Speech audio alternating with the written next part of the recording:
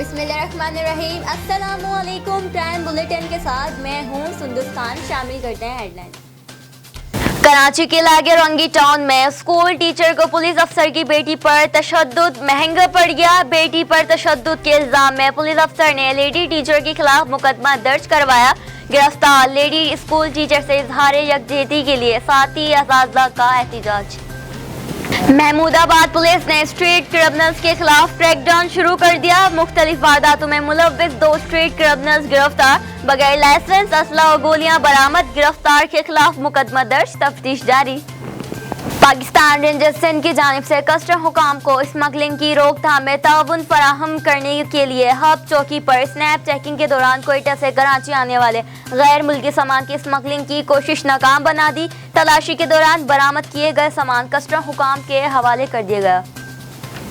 एमएचीना road पर major Saqib के कत्ल के वाक़ये पर प्रेस कॉन्फ्रेंस। आरामबाग थाने की हदूद में 6 जून को मेजर साकिब इकबाल को कत्ल किया गया।